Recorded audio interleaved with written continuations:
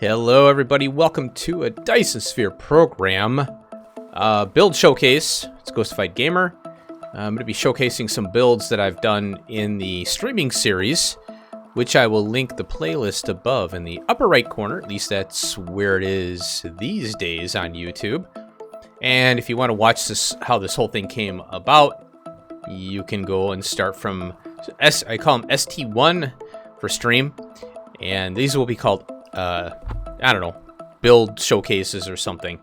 What we're looking at here is a top-down view of an Interstellar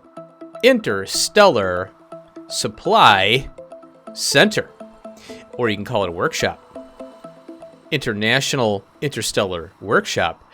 In the background, you can see the enormous Dyson Sphere floating on by, which was built also on the stream series.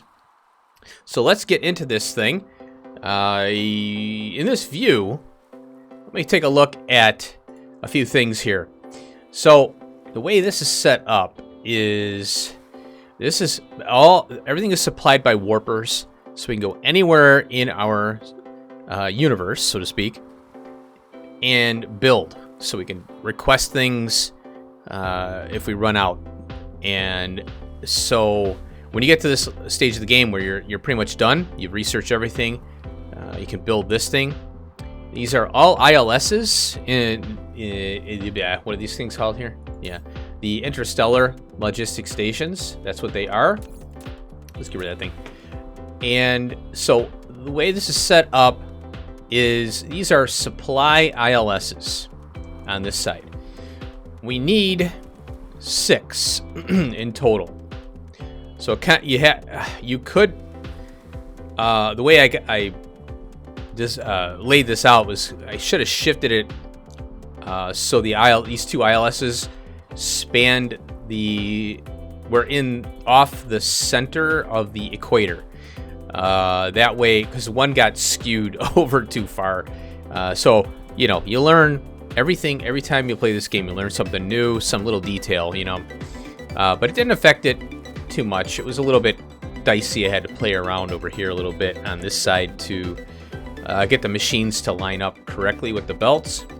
But what we have here is all these items that are requested basically from a building planet and or smelting planet, which we have in this little solar system that we have here.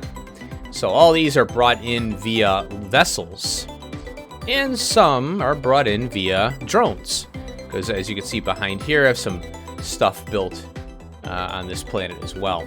So we'll go through some of these things. Now, the reason I did it this way was I calculated, or I wrote down everything that you would need for each and every machine that you have to build in the game.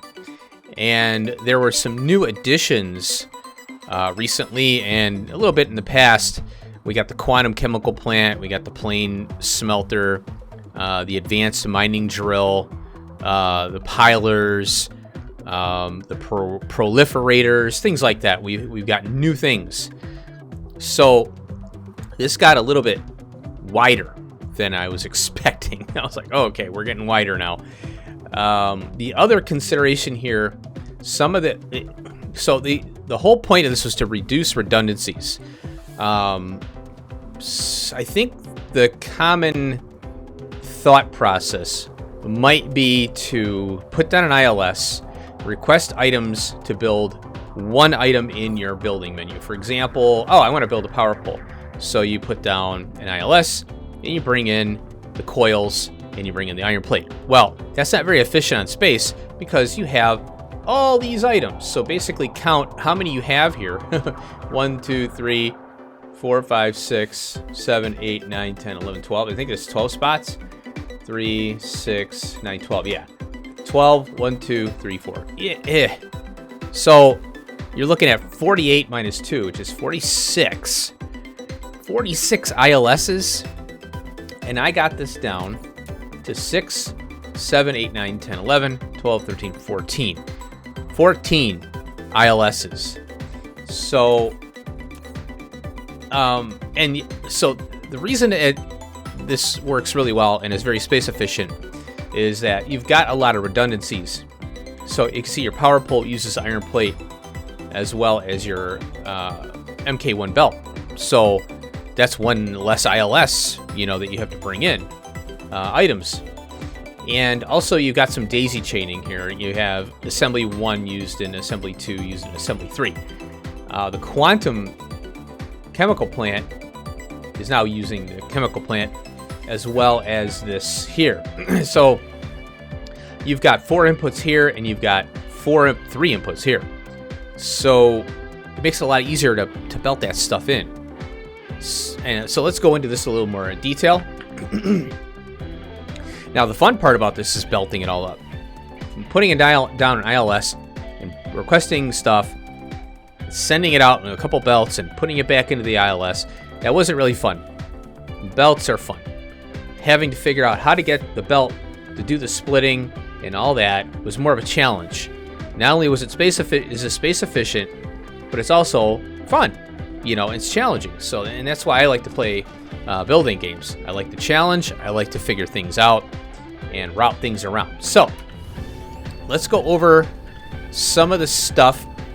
Now, here's the. I have a sprayer ILS. I had to add this later on. I ran out of room over here and over here, and I just decided, well, that's a planetary actually. Just threw a planetary in here, and I got the spray. I'm making warpers here, and these warpers are distributed this way and feed every ILS that we need.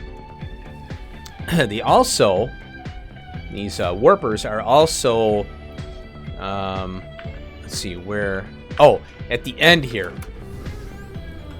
The warpers are supplied. They're local and remote supply. So this hub here also does the warpers for the entire solar system that we're in right now, as well as it could supply other until you get up and running and get things going in other solar systems. This obviously wouldn't be enough to supply an even bigger builds. Right now I'm just in one solar system with a mining solar system supplying this one right now. So there were a few issues that I had to overcome, and it worked out. The problem is that we're only needing titanium glass and strange matter for the new quantum not that one. This one. Yeah, the quantum chemical plant. These are the only 2 items that are used in the entire build menu. So I decided to just use these 2 slots here and then load up these as well. You know, so this is output and this is input. So that was a little caveat there. Now, the way I designed this was to bring in materials and terminate belts based on how much usage there is throughout the whole, machine building menu. So if you go into your replicator here, and I went through every single one of these, wrote them down, and determined what only used 1 item, 2 items, 3 items, and so on and so forth. So in this example here, this only uses the lenses, and they terminate right here. I decided to steal from the lenses here to do the warpers, and that's where the spray came in and all that. So I made the warpers with spray. I'm also taking the quantum processors here to make the we get a productivity bonus out of those, so we get more warpers per craft, 25% or whatever. So that's one thing that was designed into this build here, was terminate the least used items first, and that gives you, that's perfect timing, bam, thank you very much. That allows you to have more belt going through the system, less belt, less product on belt, efficiency and stuff and all that good stuff. These items here terminated fairly quickly, except the titanium alloy went down. I had to go all the way down, but it's just all that is sulfuric acid, which I have a lake for, titanium plate, easy to build stuff, The frames are pretty simple to build, so that ended up having to get carried all the way down. So one of the things you have to do, here's the assembly machines. They're all feeding each other, and I have these little logistic hubs, which just came out not too long ago, which is the reason why I picked up this DSP, because I wanted to play around with these and also the other new machines that we have. So I have a few logistic drones in here to supply me on this planet and have them available. They also are belted out through the back and into the ILS. I don't need level 1 machines and 2s, so I just have the level 3s. I only need the quantum chemical plants, so that's belted in to the ILS. I only need blue belt. I decided to do a pass-through here. This is more important when you get to when you're ripping up old builds and you're throwing belt back in. I really don't need these in here. I could have saved some space, but whatever, it's in. Mainly this is just a showcase. This could be a mid-game to end-game type thing where you're ripping yellow belt, putting green belt in, or you have yellow and green belt still, and you just get the blue belt. You want to do this kind of thing here where you can put your old belts in here and then they get consumed first. Because, unfortunately you can't put things into the inventory of a machine in DSP. So that goes all the way down. And this was kind of fun to do here. So this is what I call a bus within a bus. I pulled off of the main line here for these particular items, and I'm terminating for now. I'm assuming we're gonna have a new update coming out with the wave defense stuff. So I just decided to terminate here.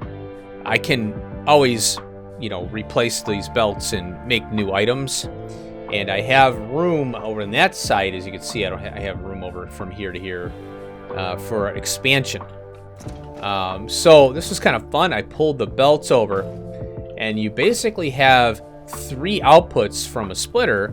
Well, why not use them? So I put one here, and I split and went out to the water or fluid. It's a fluid extractor, because this does sulfuric acid and water. And then this one here, obviously goes to the miners, which I still use occasionally. And we got the magnets, 1, 2, and then we've got the iron plate, 1, 2. Stone is just coming in and going right to our fluid extractor there. So this is like a bus within a bus. And we have quadruple item stacking for some things. Yeah, this is 4. So I'm not worried about throughput. And this doesn't run consistently anyway. Usually it's a couple items and that's it. On this side here, I was kind of getting into that splitting it, a bus within a bus kind of situation. So it got a little messy over here. So I could clean this up and get it a little better. But I was just now kind of like, hey, you know what? I might as well do this bus within a bus thing here. And it got a little messy. This was kind of fun to do right here. I put a splitter and was able to pull out, and this is kind of depends on where your grid is and where you place things, but I was able to curve this belt out and get a sorter on there, so that worked out pretty good. And I could have done it here as well, so I could go up in the air, put a splitter here, and just split out and go to that one, clean it up a little bit, but it works, and that's all that matters right now. So now on this side, I had to get a little creative. I have the what do you call it? These accumulators here, and here's the charger for it, and then here is the gas giant extractor here. That's the orbital collector. which these need the charged accumulators, 40 of them. And then I had put 3 of these engines to one vessel, and then I have 2 of these engines to the drone, so that way, you know, that way I'm not waiting for drones if I do need them, which, you know, usually you're doing a couple builds and you're not starving for a bunch of stuff. But if you have a big build, you're gonna have issues. So you do want to kind of be as close, to ratio as you can. That way you can get your stuff done. And then of course I have the antimatter, so we can request that anywhere in the universe, just in case we run out of stuff. Or I have these artificial stars, which you can use to bootstrap stuff. So it's nice to have that. And then of course we have one thing we were talking about was it'd be nice if the advanced mining machine used your mining machines as a base, mechanical to light, basically. So eliminate maybe the titanium alloy and put a mining machine in there. I don't know. It seems like it would make sense because you need mechanical stuff in there, to get the mining going. So you would still need this as a mining head, your miner. You'd still need that as a mining head, and then you have the technology here to make it into a advanced, mining machine. So that would have been kind of cool, I think. But it is what it is. And there's the plain smelter there, the fancy new plain smelter, all ready to rock and roll. Now there was a consideration I had to make here. I did have to bring in the frame material and the quantum chips. Now I had room, I had capacity, and what happened is it just ended up terminating here. So less belt coming from way over there, way over here. So I would have had to belt the quantum chips all the way over here. So those terminate here, this one, and then the frames terminate here as well. So it made sense to just bring them in. And then we have the unipolar magnets as well. Had to bring those in. A little bit of belt, and that's it. Done deal. It's the only thing that unipolar magnets are used for in this case, in this build we have here. So that concludes the tour. I think it went well. I was able to hook this thing up, boom, get up and running, and now I could build anywhere in the universe, so it's awesome. So I hope you enjoyed. If you have any questions, leave them down below. If you have any suggestions, also leave them down below. Thumb up, do that subscribe thing, that we do on YouTube, and see more. I'm gonna be doing more of these. I got a couple more planned, so if you want to see the next iteration of my build showcase, hit that follow button or subscribe button, whatever they call it. Thanks a lot. Have an awesome day. I'll see you later. Peace out.